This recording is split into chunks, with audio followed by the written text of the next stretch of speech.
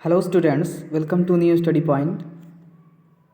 हमारा the living word chapter जो है उसका जो सेकंड पार्ट है वो स्टार्ट होने जा रहा है और आप लोग जो है वीडियो को अंत तक देखें ताकि आपको फ़ायदा मिल सके। और दूसरी चीज़ ये है कि आपके सारे क्वेश्चन जो है वो एक ही सेकंड में सॉल्व हो सके, ठीक है। तो इसलिए आपको बहुत आराम से बैठ के कायदे से इस वीडियो को देखना है ताकि आपका जो पहला लेसन है वो क्लियर हो जाए, ठीक है। इस चैप्टर को मैं 3 स्टेजेस में दूंगा, जिसमें पहला स्टेज दे चुका हूँ, पहला पार्ट, फिर दूसरा पार्ट, फिर तीसरा पार्ट, ठीक है। एक एक लाइन को मैं क्लियर कर दूंगा ताकि आपके सारे क्वेश्चन जो है वो इस लेसन से जो है वो हो जाए, ठीक है। तो चलिए वीडियो की शुरुआत करते हैं, ठीक है। सबसे पहला वर्ड है जिसके अंदर है उसका नाम है डाइवर्सिटी, ठीक है। डाइवर्सिटी का मतलब क्या होता है कि इस पृथ्वी पर मौजूद, इस पृथ्वी पर उपस्थित जितने भी ऑर्गेनिज्म हैं उनकी संख्या क्या है और उनका प्रकार क्या है। आप ये हमेशा जानते हैं कि जितने भी ऑर्गेनिज्म इस पृथ्वी पर मौजूद हैं, ठीक, चाहे वो कितने भी प्रकार के हो और चाहे वो कितनी भी संख्या में हो, ठीक है, लेकिन रहते वो साथ साथ में हैं, तो इसी प्रक्रिया को बोलते हैं डाइवर्सिटी, ठीक है। डाइवर्सिटी का मतलब होता है विविधता, यानी different types of animals and plants present on the earth is called diversity, ठीक है। उसको हम डाइवर्सिटी बोलते हैं। अब देखिए वो कौन कौन से ऑर्गेनिज्म हैं जो मौजूद हैं। तो सबसे पहला है प्लांट्स हैं, इंसेक्ट्स हैं, बर्ड्स हैं और माइक्रो ऑर्गेनिज्म है। और आप इसमें थोड़ा सा जोड़ लीजिए एनिमल्स, ठीक है, एनिमल्स। हालांकि इसमें जो मैंने लिखा है इंसेक्ट और बर्ड्स और माइक्रो ऑर्गेनिज्म, ये सब एनिमल ही हैं, लेकिन यहाँ पे जो बात की गई है वो ये की गई है कि जो ऑर्गेनिज्म है उनकी जो वैरायटी है वो सबसे ज़्यादा है, ठीक है। तो यही बोला गया है इसके अंदर कि डिफरेंट टाइप, चाहे वो प्लांट हो, चाहे वो इंसेक्ट हो, चाहे वो बर्ड हो, चाहे वो माइक्रो ऑर्गेनिज्म हो, ठीक है, उनका जो नंबर है और जो उनका टाइप है यही डाइवर्सिटी बनाता है, ठीक है। अब एक हमारे साइंटिस्ट है, उनका नाम है रॉबर्ट में, इन्होंने ये बताया है कि इस पृथ्वी पर मौजूद जो स्पीसीज़ है उनकी संख्या 1.7 से लेके 1.8 मिलियन है। ये नीट में पूछा गया क्वेश्चन है, ठीक, पूछा गया था कि रॉबर्ट में के अकॉर्डिंग कितने नंबर ऑफ स्पीसीज़ जो है वो पाई जाती है, या क्वेश्चन ये पूछा गया था कि इस पृथ्वी पर लगभग कितनी स्पीसीज़ है। तो आपको याद रखना है कि 1.7 से लेके 1.8 मिलियन स्पीसीज़ जो है वो बताई गई है, ठीक है। ये रॉबर्ट मे साहब ने जो है वो बताई थी, ठीक है। आगे चलते हैं। अब देखिए कि ये जो प्लांट्स हैं या जो एनिमल्स हैं जो मैंने अभी बताया है, तो ये जो प्लांट हैं और जो एनिमल्स हैं इनको इनके क्षेत्र में लोकल नेम की वजह से जाना जाता है, ठीक है। आप ही जानते होंगे कि आप जिस एरिया में रहते हैं, जिस क्षेत्र में रहते हैं, वहाँ पे कुछ ऐसे प्लांट होंगे, कुछ ऐसे एनिमल्स होंगे जिनको उनके लोकल नेम से जाना जाता होगा। लेकिन अगर वही ऑर्गेनिज्म हम 50 किलोमीटर की दूरी पे चले जाएं तो वो उन ऑर्गेनिज्म या उस प्लांट का नाम जो है वो बदल जाता है क्षेत्र के अनुसार पे। तो इससे होता क्या है कि बहुत सारी कन्फ्यूजन्स होती है, ठीक है। हमें खुद ही नहीं पता होगा कि ये कौन सा प्लांट है, ये कौन से नाम से जाना जाता है। कभी कभी ऐसा होता है कि बहुत सारी ऐसी चीज़ें हैं कि हम अपने घर पे उसको दूसरे नाम से जानते हैं, लेकिन जब कहीं दूसरी जगह जाते हैं तो उसको दूसरे नाम से जानते हैं, लेकिन प्लांट और एनिमल सेम रहता है, ठीक है। तो इससे बोलते हैं लोकल नेम, ठीक है। ये क्या कहलाता है? लोकल नेम कहलाता है। तो ध्यान रखिएगा कि लोकल नेम हमेशा एक लिमिटेड एरिया के अंदर ही होते हैं, ठीक है। तो हम क्या करेंगे कि ये जो लोकल नेम्स हैं ये कहीं ना कहीं कन्फ्यूज़न क्रिएट करते हैं। तो हम क्या करेंगे कि हम जो हमारे पास प्लांट है और जो एनिमल्स है उनके लिए हम नेमिंग के एक ऐसा सिस्टम बनाएंगे जो स्टैंडर्ड होगा। स्टैंडर्ड का मतलब होता है कि जो पूरी दुनिया में चले, यानी एक ही नाम पूरी दुनिया में चले और उसको जितने भी साइंटिस्ट हैं उसको एक्सेप्ट कर लें, ठीक है। यहाँ एक्सेप्टेड बाई मतलब एक्सेप्टेड बाई अदर साइंटिस्ट, तो उस नेम को हम बोलेंगे साइंटिफिक नेम बोलेंगे। क्या बोलेंगे? साइंटिफिक नेम बोलेंगे, ताकि वो कन्फ्यूज़न क्रिएट ना होने दे, ठीक है। तो ये जो नेमिंग करने की जो प्रक्रिया है, इस नेमिंग की प्रक्रिया को बोलते हैं नॉमनक्लेचर। क्या बोलते हैं? नॉमनक्लेचर। हिंदी में इसको बोलते हैं नामकरण। तो ये जो नॉमनक्लेचर की जो प्रक्रिया है, इसके अंदर हम प्लांट्स का और एनिमल्स का एक ऐसा नाम रखते हैं जो पूरे वर्ल्ड में ही चलता हो, यानी वो कहीं बदलता ना हो। इससे होगा क्या? It reduces confusion. इसकी वजह से हमारे अंदर जो कन्फ्यूज़न है वो ख़त्म हो जाएगी, ठीक है। ये जो हम नॉमनक्लेचर कर देंगे तो ये जो कन्फ्यूजन का जो मामला है ये ख़त्म हो जाएगा, यानी ये नहीं रह जाएगा। तो इसलिए हमको किसी पर्टिकुलर एनिमल या किसी पर्टिकुलर जो प्लांट है उसका नेम का जो नेम है उसको इस हिसाब से सेट करना होगा कि वो पूरे वर्ल्ड में चले और उसको साइंटिस्ट जो है वो साइंटिफिक नेम के थ्रू जाने। क्लियर है? चलिए आगे की चलते हैं।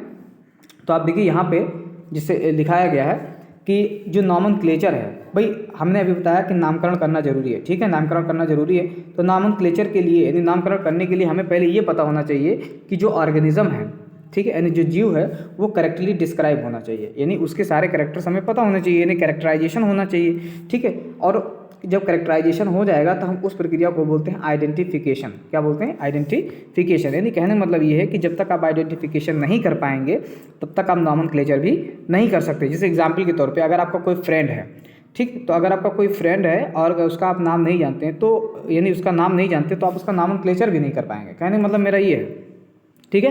तो ये जो नेम है इन्हें हम बोलते हैं साइंटिफिक नेम। क्या बोलते हैं? साइंटिफिक नेम, ठीक है। जो नाम दिया जाएगा वो साइंटिफिक नेम होगा। और साइंटिफिक नेम दो प्रकार के होते हैं। अगर आप देखेंगे तो साइंटिफिक नेम दो प्रकार के हैं। एक जो है वो प्लांट्स के लिए है, जिसको प्लांट्स के लिए, और एक जो है वो एनिमल्स के लिए। तो प्लांट्स के नेमिंग करने के लिए एक संस्था है, उसका नाम है ICBN, ठीक। और एनिमल्स का नामकरण करने की जो संस्था है उसका नाम है ICZN। इसका पूरा नाम है इंटरनेशनल, ऐसे बोलेंगे, इंटरनेशनल कोड फॉर, ऐसे याद करेंगे, कोड फॉर बोटैनिकल नॉमेनक्लेचर, ठीक है। ये प्लांट्स के लिए है बोटैनिकल नॉमेनक्लेचर। आप मेरे हिसाब से समझ में आ गया होगा। और ICZN का होता है जहाँ पे आपने बोटैनिकल लिखा है वहाँ जूलॉजिकल लिख दीजिए, बाकी सब वही रहेगा, ठीक है। International code for zoological nomenclature, तो वो प्लांट्स के एनिमल्स के लिए होगा। और जो ICBN होगा वो हमेशा किसके लिए होगा? प्लांट्स के लिए होगा। अब हमारे पास क्वेश्चन आता है कि किसने नॉमेनक्लेचर की शुरुआत की थी, ठीक है। तो वो सारी चीज़ें हमें यहाँ पे देखनी पड़ेगी। मैंने सारी चीज़ें एक ही साथ में कर दी है। आप देखेंगे अगर तो कैरोलस लिनियस नाम के एक साइंटिस्ट हैं, ठीक है, जिनका जो जन्म है वो 1707 में हुआ और इनका जो देहांत हुआ वो 1778 में हुआ, ठीक है। ये एक स्वीडन के रहने वाले साइंटिस्ट थे जो कि नेचुरलिस्ट थे। ध्यान रखिएगा, स्वीडन के रहने वाले एक क्या थे? नेचुरलिस्ट थे, जो 1707 में पैदा हुए और 1778 के अंदर इनका जो है वो देहांत हुआ। इनका नाम कैरोलस लिनियस था। इनको फादर ऑफ मॉडर्न टैक्सोनॉमी के नाम से जाना जाता है। दूसरी लाइन हमारी बहुत इंपॉर्टेंट है कि इन्हें फादर ऑफ मॉडर्न टैक्सोनॉमी कहा जाता है। क्लियर है?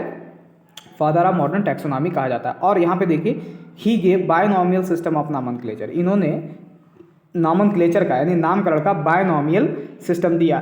द्विनामकरण पद्धति इसको बोलते हैं, ठीक है। बायनॉमियल सिस्टम इसको हम बोलते हैं। यानी नॉमेनक्लेचर के लिए इन्होंने ये बताया था कि हर ऑर्गेनिज्म, चाहे वो प्लांट हो चाहे वो एनिमल हो, जब उसका नामकरण किया जाएगा तो उसमें दो चीज़ें होंगी, यानी दो शब्द होंगे। एक पहला शब्द होगा, एक दूसरा शब्द होगा। तो वो आगे हम देख रहे हैं कि क्या है। आगे देखिए कि लिनियस ने डिस्क्राइब क्या किया, लगभग 6100 स्पीसीज़ को इन्होंने बताया था, ठीक। इनकी बुक थी, एक बुक का नाम था स्पीसीज प्लेनेटेरम, जो कि 1753 में पब्लिश हुई थी, ठीक है, जिसके अंदर 6100 स्पीसीज़ के बारे में बताया इन्होंने। और एक दूसरी बुक थी इनकी, उसका नाम था सिस्टेमा नेचुरा, ठीक है, जो उसकी 1758 में पब्लिश हुई। और इसके अंदर इन्होंने 43-26 स्पीसीज़ के बारे में जिक्र किया, ठीक है। मैं फिर से अपनी बात दोहराता हूँ। आप देखिए कि इनकी एक बुक थी, ठीक है, जिसके अंदर इन्होंने 6100 स्पीसीज़, किसके? प्लांट की 6100 स्पीसीज़ के बारे में बताया। और वो बुक का नाम क्या था? स्पीसीज प्लेनेटेरम। कब छपी थी? 1753 में। और एक दूसरी बुक थी जिसका नाम था सिस्टेमा नेचुरा, जो कि 1758 में पब्लिश हुई, ठीक। इसमें इन्होंने एनिमल के 4326 स्पीसीज़ के बारे में बताया। तो आप देखिए यहाँ पे चारों पॉइंट बहुत ज़्यादा इंपॉर्टेंट है। आप देखिए चारों पॉइंट इंपॉर्टेंट है, ठीक है। आगे हमारे कुछ और पॉइंट्स हैं, उनको भी देखते हैं। देखिए यहाँ पे आगे इन्होंने बताया था, क्या बताया कि जो साइंटिफिक नेम्स होंगे, यानी जो साइंटिफिक नेम्स होंगे, इनको लैटिन लैंग्वेज में लिया जाएगा। क्यों कहा गया ऐसा? क्योंकि लैटिन लैंग्वेज जो होती है वो हमेशा डेड लैंग्वेज होती है। डेड लैंग्वेज का मतलब होता है इसके रूप में चेंजिंग नहीं होती, इसकी स्पेलिंग्स में चेंजिंग नहीं होती। किसके हिसाब से? टाइम के गुजरने के हिसाब से इसमें कोई परिवर्तन नहीं होता। इसीलिए इसको हम साइंटिफिक नेम्स जो होते हैं वो हमेशा लैटिन लैंग्वेज में लिखे जाते हैं। क्लियर है?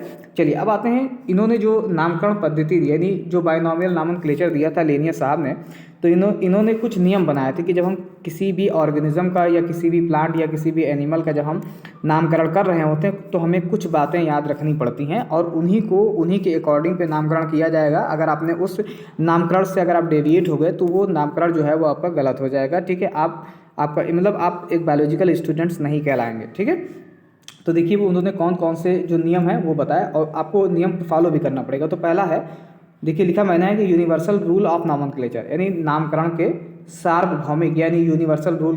देखिए यूनिवर्सल उसी को बोला जाता है जो कि पूरे वर्ल्ड में चलता हो, उसे यूनिवर्सल बोलते हैं, ठीक है। तो आप देखिए यहाँ पे क्या लिखा गया है कि जो पहला रूल है वो है कि बायोलॉजिकल जो नेम होंगे वो उनको हमेशा लैटिन में लिखा जाएगा और हमेशा तिरछा लिखा जाएगा, ठीक है। ध्यान रखिएगा, हमेशा जो है वो लैटिन में लिखा जाएगा और उसको हमेशा इटैलिक्स में लिखा जाता है, यानी तिरछा लिखा जाता है। क्लियर है? देखिए आप ध्यान रखिएगा कि इस मोबाइल में मैंने जो नेम लिखा है, जो लॉजिकल नेम लिखा है, वो नेम तिरछे नहीं कर पाए हम, ठीक है। क्यों? क्योंकि इसके अंदर जो है वो फीचर नहीं था तिरछा करने वाला, लेकिन मैं आपको वहाँ बता दूंगा कि ये चीज़ तिरछी रहेगी। ठीक है, बस मैं चलिए आगे देखिए। इन्होंने बताया कि जो हम नाम लिखेंगे, ठीक है, यानी जो बायोलॉजिकल नेम्स जो लिखे जाएंगे, आप देखिए यहाँ पे इन्होंने कहा कि बायोलॉजिकल नेम का जो पहला शब्द होगा वो जीनस होगा, और उसका जो पहला अक्षर होगा यानी फर्स्ट लेटर होगा वो हमेशा कैपिटल लेटर में लिखा जाएगा। ठीक है। दूसरा ये कहा कि दूसरा जो सेकंड वर्ड होगा वो स्पीसीज होगा, और उसका जो पहला लेटर होगा वो स्मॉल लेटर में लिखा जाएगा, यानी written will be small letter. ठीक है, यानी उसको स्मॉल लेटर में लिखा जाएगा। क्लियर है। दूसरी चीज़ यहाँ पे ये बताया गया कि जब हम उसको हैंड रिटन में लिखेंगे, यानी जब आप कॉपी पे लिख रहे हो, अपने हाथ से लिख रहे हो, तो उनको सेपरेटली अंडरलाइन किया जाएगा। ये बहुत इंपॉर्टेंट है, बहुत सारे लोग नहीं जानते इसको, उनको सेपरेटली अंडरलाइन कर दिया जाएगा। ठीक है, अभी हम आपको बताते हैं। ठीक है। दूसरी चीज़ ये बताया गया कि जब हम स्पीसीज़ लिखेंगे तो स्पीसीज़ के आखिरी में हम ऑथर का नाम लिखेंगे। ऑथर ना मतलब उस वैज्ञानिक का नाम लिखेंगे जिसने उस स्पीसीज़ की खोज की है, यानी उसके बारे में नामकरण किया है। तो ध्यान रखिएगा, उसके बाद ऑथर का भी नेम होता है। आगे देखिए, ये इंपॉर्टेंट लाइन है, इसमें ये कहा गया कि अगर जेनरिक नेम और स्पीसीज़ नेम दोनों सेम हो तो उनको हम टाटोनिम बोलते हैं। क्या बोलते हैं? टाटोनिम बोलते हैं। जैसे आप देखिए, रेटस ये रैट का जूलॉजिकल नेम है। कटला ये कैट का नेम है। सॉरी, ये कटला जो है वो कैट का नेम नहीं, ये गलत लिखा है, कैट का नहीं है बल्कि एक मछली है। ठीक है, कटला। फिर है नाजा, ये जो है वो कोबरा का है। ठीक है, एक स्नेक है, पॉइजनस स्नेक है जिसका नाम नाजा है, कोबरा जिसको बोलते हैं। ठीक है, तो आप देखिए कि यहाँ पे जो जीनस है और जो स्पीसीज़ है वो दोनों क्या है? सेम है। आप देखिए ये जो पहला शब्द है इसको बोलते हैं, मैं ऐसे बताता हूँ फिर से कि आप इसको थोड़ा थोड़ा अगर ध्यान दीजिए तो देखिए लिखा है नाजा। ठीक है, तो नाजा जो है ये क्या है? जीनस है। आप देखिए इस जीनस का पहला लेटर क्या है? कैपिटल है। दूसरा है स्पीसीज़ नेम। ठीक है, ये देखिए स्पीसीज़ लिखा है, तो ये जो स्पीसीज़ का पहला लेटर क्या है? वो है स्मॉल। ठीक है, ध्यान रखिएगा। तो यही इसमें ये बताया गया कि जीनस और अच्छा, ये जो दोनों वर्ड हैं जीनस और स्पीसीज़, जब इनको कंप्यूटर से लिखा जाता है तो इन्हें तिरछा कर दिया जाता है। जैसे ये नाजा लिखा है ना, तो ये ऐसे रहेगा NAJA फिर NAJ। आप कहीं भी देखेंगे तो वो हमेशा तिरछा ही दिखाई देगा। ठीक है, ध्यान रखिएगा। लेकिन अगर आप इसी को, जैसे मैं लिख रहा हूँ खुद, जैसे लिखा मैंने रेटस। ठीक है, देखिए मैंने हम हाथ से लिख रहे हैं, तो आप देखिए यहाँ पे कि रेटस अगर मैंने हाथ से लिखा है तो इसको हम नीचे अंडरलाइन करेंगे। ठीक है, अलग अलग सेपरेटली अंडरलाइन करेंगे, तभी ये जो हमारा जो बायोलॉजिकल नेम है वो सही हो पाएगा। और मैंने आपको बता ही दिया कि अगर जीनस और स्पीसीज़ दोनों सेम है तो उसे टाटोनिम कहा जाता है। क्या कहा जाता है? टाटोनिम कहा जाता है। ठीक है, आप इसको फिर से रिवाइज करके देख लीजिएगा, अगर आपको नहीं समझ में आएगा तो थोड़ा सा रिवाइज कर लीजिएगा। ठीक है, और अभी तक अगर आपने चैनल सब्सक्राइब नहीं किया है तो चैनल आपको सब्सक्राइब बनता है, क्योंकि आप अगर इतनी इंपॉर्टेंट चीज़ें छोड़ देंगे तो आपके लिए खुद नुकसान हो जाएगा। ठीक है, चलिए अब इतना करने के बाद एक प्रक्रिया आती है जिसको बोलते हैं क्लासिफिकेशन। हमने बताया था आपको कि पहले हम क्या करेंगे, पहले हम आइडेंटिफिकेशन करेंगे, फिर नॉमेनक्लेचर करेंगे, फिर क्लासिफिकेशन करेंगे। अच्छा, क्लासिफिकेशन क्या है? सबसे पहले ये है, देखिए हमारे पास बहुत सारी चीज़ें, आप ही के घर में बहुत सारी चीज़ें रखी होंगी, सब बिखरी हुई होंगी। ठीक है, तो आप क्या करते हैं कि एक जैसी चीज़ों को एक जगह रख देते हैं और एक जैसी चीज़ों को एक जगह रख देते हैं। ऐसा इसलिए करते हैं ताकि हमको ढूंढने में आसानी हो जाए, हमको समझने में आसानी हो जाए। जैसे आपने देखा होगा कि बर्तन एक जगह रखे होते हैं, ग्लास एक जगह रखा होता है, आपकी सारी किताबें एक जगह रखी होती हैं। आप भी तो क्या करते हैं ना कि आप सोचते हैं कि भाई ये मतलब बायोलॉजी की किताब है, इनको साइड में रखा जाए, ये केमिस्ट्री की किताब है, इन्हें साइड में रखा जाए, ताकि हमको ढूंढने में आसानी हो जाए। दूसरी चीज़ ये है कि क्लासिफिकेशन का फ़ायदा ये है कि जब क्लासिफिकेशन करते हैं तो किसी चीज़ को पढ़ना आसान हो जाता है। ठीक, हम उसको क्या करते देते हैं कि उसको ग्रुप में बांट देते हैं, तो जो ग्रुप में हम बांट देते हैं तो उस चीज़ को हमको पढ़ना आसान हो जाता है, और दूसरी चीज़ ये है कि उसे ढूंढना आसान हो जाता है। ठीक है, और ध्यान रखिएगा जब आप ऐसा करते हैं तो कुछ ऐसे कैरेक्टर होते हैं जिनको देख के आप जो है वो क्लासीफाई करते हैं। ठीक है, कुछ ऐसे कैरेक्टर होते हैं जिनको आप देख के क्लासीफाई करते हैं। ठीक है, तो जो बाहर कैरेक्टर देख के आप क्लासीफाई करते हैं उसी प्रक्रिया को बोलते हैं क्लासिफिकेशन। ठीक है, अच्छा, जब आप क्लासिफिकेशन करते हैं तो कैसे क्लासिफिकेशन में कुछ कैटेगरी देखते हैं। ठीक है, इसी कैटेगरी को क्या बोलते हैं? टैक्सा बोलते हैं। ठीक है, क्या बोलते हैं? टैक्सा जो है वो प्लूरल है, और इसका जो सिंगुलर है वो है टैक्सॉन। क्या बोलते हैं? टैक्सॉन जो है वो इसका सिंगुलर है। ठीक है, तो ध्यान रखिएगा कि जो टैक्सा होता है वो अलग अलग लेवल पे अलग अलग होता है। ठीक है, यानी हर कैटेगरी पे जो कैटेगरी है उसको हम टैक्सा बोलते हैं, जैसे मैंने अभी पीछे बताया है। और टैक्सा जो है वो कैटेगरीज में डिवाइड होता है और हर डिफरेंट लेवल पे होता है। क्लियर है, अलग अलग लेवल पे जो है वो कैटेगरीज होती है। तो ये जो क्लासिफिकेशन है, ठीक है, यानी क्लासिफिकेशन की जो ये प्रोसेस है ना, इसको हम बोलते हैं टैक्सोनॉमी। क्या बोलते हैं? टैक्सोनॉमी, ठीक है। अब हम टैक्सोनॉमी पढ़ते हैं कि हम टैक्सोनॉमी क्या है, ठीक है। तो क्लासिफिकेशन करने की जो प्रक्रिया है इसे हम टैक्सोनॉमी कहते हैं। टैक्सोनॉमी के अंदर सारी चीज़ें हम पढ़ते हैं, ठीक है। चलिए आगे देखते हैं, हम भी पढ़ते हैं भाई। देखिए यहाँ पे क्या कहा गया है कि जो टैक्सोनॉमी है दैट इज टैक्सोनॉमी। टैक्सोनॉमी का मतलब मीनिंग समझ लेते हैं। टैक्सेस माने होता है अरेंजमेंट यानी व्यवस्था, और नोमोज माने ला, ठीक है। नोमोज माने जो है वो ला, यानी हम अरेंजमेंट किस तरीके से किसी चीज़ का अरेंजमेंट करते हैं उसको हम टैक्सोनॉमी बोलते हैं। आप देखिए यहाँ पे लिखा भी है कि टैक्सोनॉमी साइंस की वो ब्रांच है, साइंस की वो ब्रांच जिसके अंदर हम क्या करते हैं, कैरेक्टराइजेशन कराते हैं, ठीक है, आइडेंटिफिकेशन करते हैं, फिर नॉमेनक्लेचर करते हैं, उसके बाद क्लासिफिकेशन करते हैं किसी ऑर्गेनिज्म का। तो 4 स्टेप, पहला स्टेप यही है, बिल्कुल सीरियल वाइज। पहले कैरेक्टराइजेशन, फिर आइडेंटिफिकेशन, फिर नॉमेनक्लेचर और फिर क्लासिफिकेशन, ठीक है। क्योंकि बिना आप कोई कैरेक्टर जाने आइडेंटिफाई नहीं कर पाएंगे, बिना आइडेंटिफाई किया आप नॉमेनक्लेचर नहीं कर पाएंगे, और जब तक आपने नॉमेनक्लेचर नहीं किया तब तक आप क्लासिफिकेशन नहीं कर पाएंगे, ठीक है।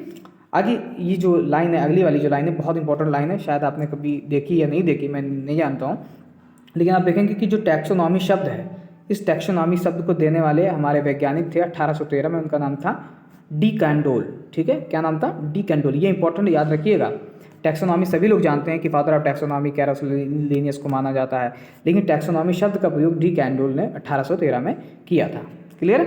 चलिए अब एक एक करके हम देखते हैं। जैसे यहाँ पे लिखा गया है कि जो आइडेंटिफिकेशन, अभी मैंने बताया था कि जो पहला स्टेप है उसका नाम है कैरेक्टराइजेशन। कैरेक्टराइजेशन का मतलब होता है कि किसी चीज़ को हमने देखा, उसके सारे कैरेक्टर्स को देखा, उसके बाद हमने उसको आइडेंटिफाई कर लिया। तो आइडेंटिफाई का मीनिंग क्या होता है, आइडेंटिफाई का मतलब होता है कि finding the correct name and place of organism, यानी किसी ऑर्गेनिज्म का सही नाम और सही प्लेस जानना ही क्या कहलाता है, आइडेंटिफिकेशन कहलाता है। बहुत ही आसान लफ्ज़ों में बता रहे हैं, किसी भी ऑर्गेनिज्म का प्लेस और नेम, करेक्ट प्लेस और करेक्ट नेम जानना ही क्या कहलाता है, आइडेंटिफिकेशन कहलाता है। तो जाहिर सी बात है, जब कोई चीज़ आप करेक्ट नेम जानेंगे तो इसका मतलब होता है आप सिस्टमेटिक में आ गए। किस में आ गए, सिस्टमेटिक। सिस्टमेटिक का मतलब क्या होता है, प्रॉपर अरेंजमेंट, ठीक है। तो सिस्टमेटिक शब्द जो है वो एक लैटिन शब्द से आया है, उसका नाम है सिस्टेमा। क्या नाम है, सिस्टेमा, जिसका मतलब होता है सिस्टमेटिक अरेंजमेंट ऑफ ऑर्गेनिज्म, ठीक है। यानी किसी भी ऑर्गेनिज्म का व्यवस्थित जो व्यवस्था है वो बिल्कुल सिस्टमेटिक होना चाहिए, प्रॉपर होना चाहिए। तो इसीलिए बायोलॉजी के अंदर एक नया शब्द का प्रयोग हुआ जिसका नाम था सिस्टमेटिक, ठीक है। और लीनियस ने, आप जानते हैं कि लीनियस ने अपनी जो बुक लिखी थी उसके अंदर पहले से ही उन्होंने सिस्टेमा शब्द का इस्तेमाल किया था। आप देखिए 2 उनकी बुक थी, एक का नाम क्या ना था, सिस्टेमा नेचुरा था, ठीक है। इन्होंने सिस्टेमा नेचुरा ही इसीलिए अपनी जो बुक थी उसके टाइटल को चुना था, ठीक है। सिस्टेमा नेचुरा के नाम से ही चुना था कि उन्होंने पहले ही बता दिया था कि उनकी जो बुक है वो सिस्टमेटिक है, ठीक है, और वो भी किसके प्रति, नेचर के प्रति, इसलिए उन्होंने नाम क्या रखा, सिस्टेमा नेचुरा, ठीक है। क्लियर है। तो लीनियस ने सबसे पहले शब्द इस्तेमाल कर लिया था। अब सिस्टमेटिक्स में आता क्या है, अगर आप ध्यान से दें तो सिस्टमेटिक के अंदर देखिए ये पूरा जो बनाया गया यहाँ पे देखिए, अगर आप खुद ही देखेंगे ये वाला, ठीक है। तो ये जो पॉइंट किया गया है सिस्टमेटिक्स के अंदर, देखिए मैंने क्या क्या इंक्लूड, सबसे पहला है कैरेक्टराइजेशन, ठीक है। अगर आप देखेंगे तो इसका क्या मीनिंग हुआ, कैरेक्टराइजेशन, ठीक है। तो अगर आप यहाँ पे देखेंगे तो मैं खुद ही बता दे रहा हूँ आपको, देखिए यहाँ पे ये, ठीक है, ये जो प्रक्रिया है ये कहलाती है सिस्टमेटिक्स, ठीक है। क्या कहलाएगी, सिस्टमेटिक कहलाएगी। अगर आप देखेंगे तो यहाँ पे जो पॉइंट है कैरेक्टराइजेशन, मैंने आपको बताया पहला स्टेप कैरेक्टराइजेशन है, फिर है आइडेंटिफिकेशन, फिर नॉमेनक्लेचर, फिर क्लासिफिकेशन, और उसके बाद इसके अंदर इवोल्यूशनरी रिलेशनशिप को भी इन्वॉल्व किया गया, ठीक है। इवोल्यूशनरी रिलेशनशिप को भी इन्वॉल्व किया गया। आगे चल के जब इसमें थोड़ा सा तब्दीली हुई, इन सब चीज़ों को शामिल किया गया, कैरेक्टर को, आइडेंटिफिकेशन को, नॉमेनक्लेचर को, क्लासिफिकेशन को, उसके बाद उसमें थोड़ा सा इवोल्यूशनरी रिलेशनशिप भी जोड़ दिया गया कि यानी हम प्लांट को अब क्लासीफाई इवोल्यूशन के बेसिस पे भी करेंगे। तो इसलिए एक नए शब्द का प्रयोग किया गया जिसका नाम था न्यू सिस्टमेटिक्स। क्या नाम था, न्यू सिस्टमेटिक्स। और न्यू सिस्टमेटिक शब्द का जो प्रयोग है वो सबसे पहले किया था जूलियन हक्सले ने। जूलियन हक्सले ने कब किया था, 1940 में किया था। तो अब एक एक चीज़ को, एक एक पॉइंट को आप जरूर देखें कि न्यू सिस्टमेटिक शब्द का प्रयोग किसने किया, तो आप बोलेंगे जूलियन हक्सले साहब ने जो है वो किया था, ठीक। अब देखिए इसमें होता क्या है कि जो सिस्टमेटिक की जो ब्रांच है, सिस्टमेटिक की ब्रांच का इस्तेमाल हम ऑर्गेनिज्म के बीच में इंटर रिलेशनशिप को करने के लिए करते हैं। यानी उनके बीच में इंटर रिलेशनशिप क्या है, अंतर संबंध क्या है, चाहे वो इवोल्यूशन के आधार पे हो, चाहे वो किसी भी आधार पे हो, उसको लिविंग ऑर्गेनिज्म के अंदर चेक करने के लिए किया जाता है, ठीक है। तो तो ये सारी चीज़ें मॉडर्न क्लासिफिकेशन के बेसिस पे थी और थोड़ा बहुत इसके अंदर चीज़ें थी। तो जब हमने क्लासिफिकेशन किया तो क्लासिफिकेशन में हमें मिला क्या, तो आप देखेंगे कि क्लासिफिकेशन में हमें मिला टैक्सोनॉमी कैटेगरीज। ठीक है, टैक्सोनॉमिक कैटेगरीज। अब टैक्सोनॉमिक कैटेगरीज क्या है?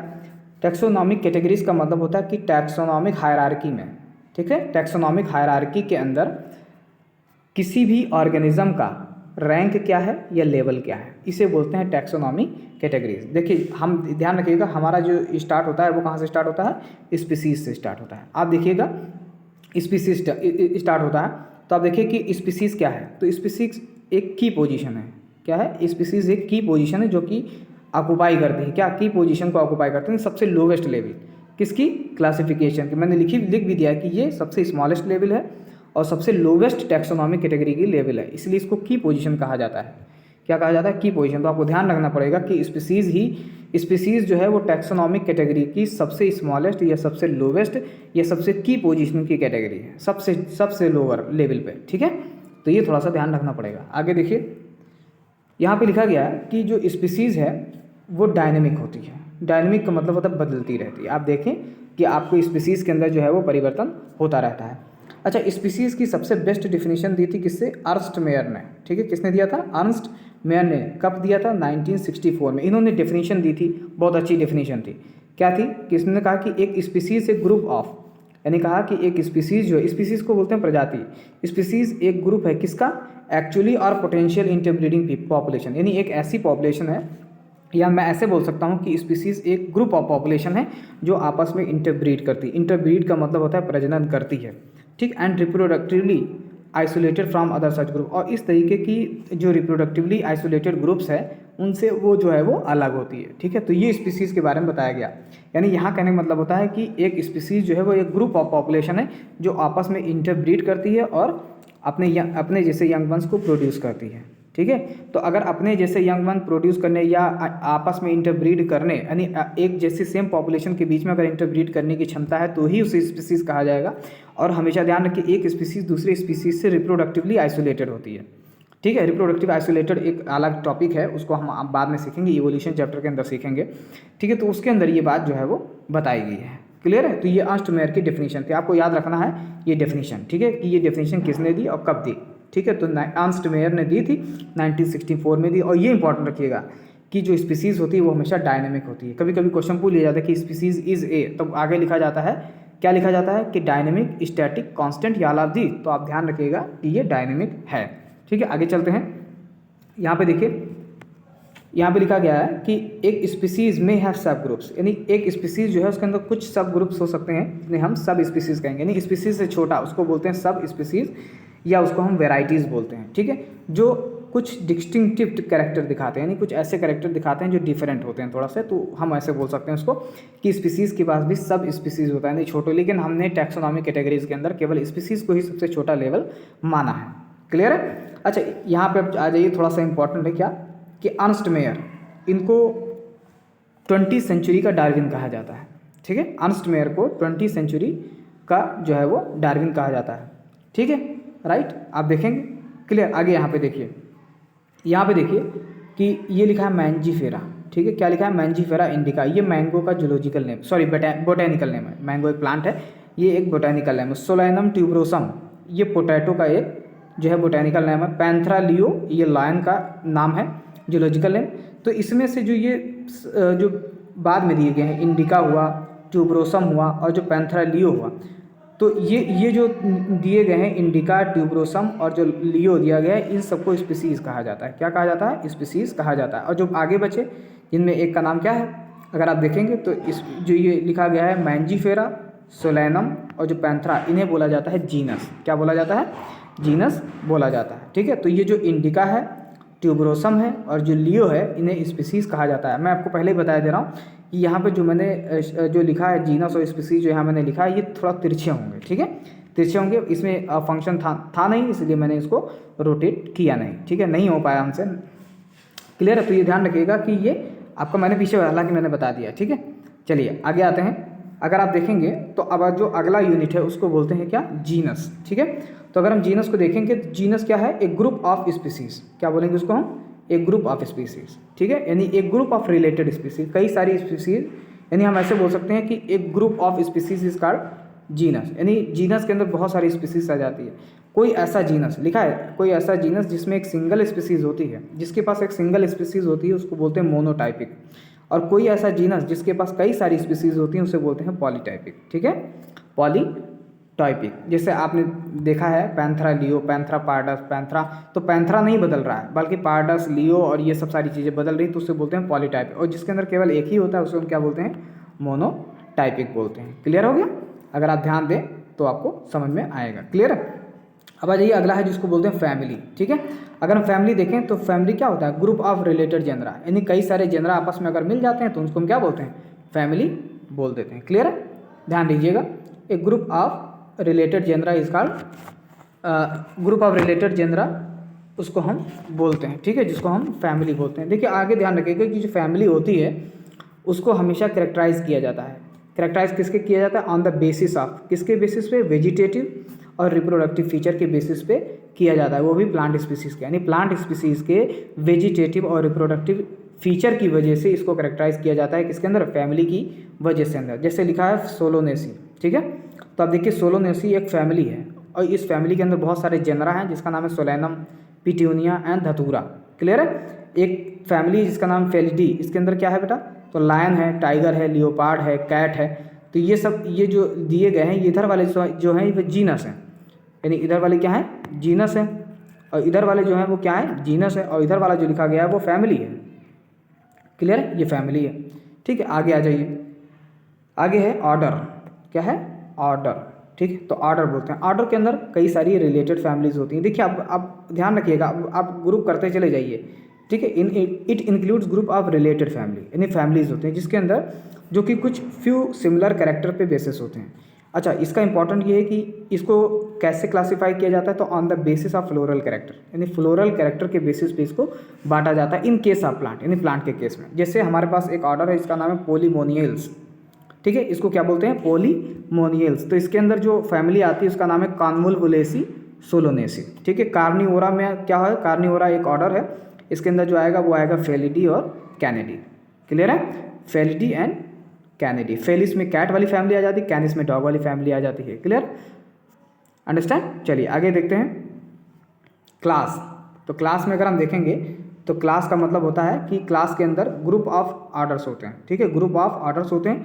जैसे एक क्लास है हमारे पास ममेलिया, तो ममेलिया क्लास है, तो ममेलिया क्लास के अंदर दो ऑर्डर हैं, एक है ऑर्डर प्रेमेटा और एक है ऑर्डर कार्निवोरा। ठीक है, ऑर्डर कार्निवोरा। आगे आ जाइए, इसको बोलते हैं फाइलम। फाइलम क्लास से बड़ा होता है। ठीक है, इसके अंदर क्या होता है, इसके अंदर ग्रुप ऑफ रिलेटेड क्लास होते हैं, बहुत सारे क्लास होते हैं। तो हमारे पास एक फाइलम है, ठीक है, जिसका नाम है कॉर्डेटा और नॉन कॉर्डेटा। अब इसके अपने अलग कुछ कैरेक्टर हैं, वो अगले ही लेसन में हम पढ़ने वाले हैं। ठीक है, यानी जस्ट इसके बाद 2-4 क्लास के बाद हम स्टार्ट कर देंगे। तो उसको बोलते हैं फाइलम। क्या बोलते हैं, फाइलम। चलिए आगे तो देखते हैं। चलिए आ गए किंगडम।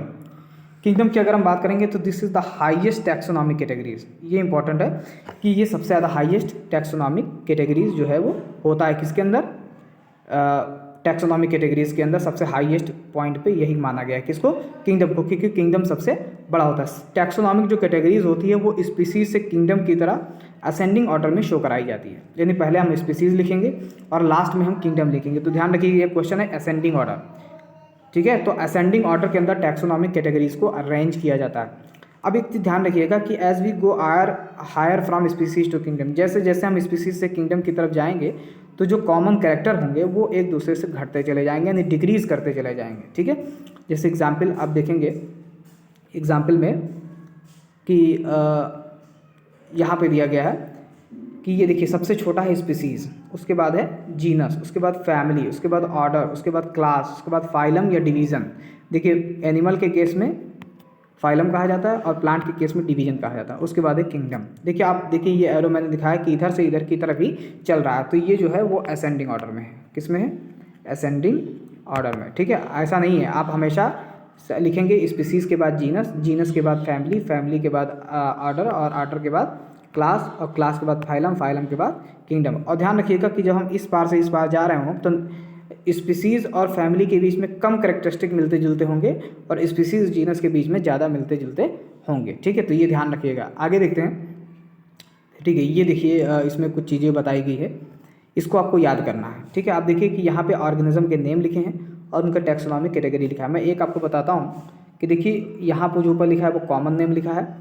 ठीक है, यहाँ पे जो कॉमन नेम लिखा है और यहाँ बायोलॉजिकल नेम लिखा है, यहाँ जीनस लिखा है, यहाँ फैमिली लिखा है, यहाँ ऑर्डर लिखा है, यहाँ क्लास लिखा है, यहाँ पे फाइलम या डिवीज़न लिखा है। अगर आप देखेंगे तो पहला है जिसको हम बोलते हैं मैन। ठीक है, क्या बोलेंगे? मैन। तो मैन का बायोलॉजिकल नेम क्या है? Homo sapiens. इसका जीनस क्या है? होमो है। इसकी फैमिली क्या है? होमोनिडी। ऑर्डर क्या है? प्रीमेटा। क्लास क्या है? ममेलिया। और डिवीजन क्या है या फाइलम क्या है? कॉर्डेटा। हाउस फ्लाई का देखें तो हाउस फ्लाई जो है, आप इसको रट लीजिएगा। ठीक है, हाउस फ्लाई में अगर देखेंगे तो हाउस फ्लाई का नाम क्या है? मूसा डोमेस्टिका। फिर है मुस्का डोमेस्टिका। जीनस है मुस्का। फैमिली है मुसिडी। ऑर्डर क्या है? डिप्टेरा। क्लास क्या है? इंसेक्टा। फाइलम क्या है? आर्थ्रोपोडा। अगर मैंगो की बात करें तो मैंगो है, मैंगो कॉमन नेम है, इसका बायोलॉजिकल है मैंजीफेरा इंडिका। और जीनस क्या है? मैंजीफेरा। फैमिली क्या है? एनाकार्डेसी। ऑर्डर क्या है? सेपेंडेल्स। क्लास क्या है? डायोकाटिलिडन्स। और फाइलम क्या है? एंजियोस्पर्म। ठीक है, वीट के अंदर अगर देखेंगे तो वीट जो है उसका नाम है ट्राइडिकम एस्टिवम। अब देखिए ट्राइडिकम जीनस और एस्टिवम जो है वो आपका स्पीसीज़ है। फैमिली क्या है? पोएसी। ऑर्डर क्या है? पोएल्स। क्लास क्या है? मोनोकॉटिलिडन। और फाइलम क्या है? एंजियोस्पर्म। ठीक है, अब मेरे हिसाब से मैंने आपको इसमें पूरी चीज़ें जो है वो बता दी हैं। आप इसको ध्यान से देख लीजिएगा, एक दो बार पढ़ लीजिएगा, उतार लीजिएगा। ये टेबल बिल्कुल वैसे ही एनसीईआरटी में बनी, मैंने उसी तरीके से बना दिया है इसको। क्लियर है? तो आप उसको थोड़ा सा देख लीजिए, एक दो बार पढ़ लीजिए, याद हो जाएगा आपको। ठीक है, चलिए आगे की तरफ देखिए। ये थोड़ा सा इंपॉर्टेंट था मुझे लगा, तो मैंने इसको एक जगह पे लिख दिया। ये टैक्सोनॉमिक जो है वो कैटेगरीज है। ठीक है, तो टैक्सोनॉमिक कैटेगरीज में क्या होगा कि यहाँ मैंने लिखा है टैक्सोनॉमिक कैटेगरी और यहाँ पे लिखा है कि सफिक्स, यानी हमारे पास जो टैक्सोनॉमिक कैटेगरी होगी तो उसमें कौन सा सफिक्स लगता है तो जिसको हम देख के जान पाएँ कि भाई ये लिखा क्या है। जिससे अगर आप डिवीज़न की बात करें तो डिवीज़न के आखिरी में हमेशा फाइटा लगता है। ठीक है, ठीक है, जैसे एम्ब्रियो फाइटा। क्लियर है? इस तरीके से सब डिवीज़न अगर देखेंगे तो उसमें लिखता है फाइटिना। ठीक है, क्लास अगर देखेंगे तो उसके आखिरी में लिखा ऑप्सिडा या फाएसी या एई। ठीक है, ऑर्डर अगर देखेंगे तो ऑर्डर में एल्स, जैसे पोएल्स। फैमिली, ठीक है, एसी लगता है जिसको जैसे बोलते हैं पोएसी। क्लियर हो गया? तो ये थोड़ा सा आपको ध्यान में रखना पड़ेगा कि आखिरी में ये क्या लगा हुआ है। ठीक है, तो ये थोड़ा सा देखना पड़ेगा और इसी को आप जो है वो याद करिए। क्लियर है? तो इस तरीके से हमारा जो टैक्सोनॉमिक कैटेगरीज़ है उस चीज़ को जो है वो हम लोग ख़त्म कर पाए। तो ये आपको याद करना है, या मेरी तरफ से आपको होमवर्क है। ठीक है, आप देखे रहिएगा। क्लियर है? चलिए, अब हमारा जो ये मामला ख़त्म हो गया। अब हम टैक्सोनॉमिक एड्स जो हमारा जो अगला जो टॉपिक है उसके बारे में हम आपको जो बना के देखिए। इसके अंदर डायग्राम्स थोड़ा कम है। ठीक है, डायग्राम्स मतलब इतना ज़्यादा इसके अंदर डायग्राम नहीं है क्योंकि ये जो चैप्टर है वो थोड़ा थ्योरेटिकल है। ठीक है, तो इसको आप थ्योरेटिकल ही याद करेंगे। क्लियर है? तो अगर आप अभी तक हमारे चैनल सब्सक्राइब नहीं किया है तो आप जो है वो सब्सक्राइब कर लें और हमारा जो है वो जो टेलीग्राम चैनल है उसको भी डाउनलोड कर लें, उसको ज्वाइन कर लें और हमको जो उसके ऊपर PDF आपको सेंड कर दी जाएगी। ठीक है, तब तक के लिए थैंक यू।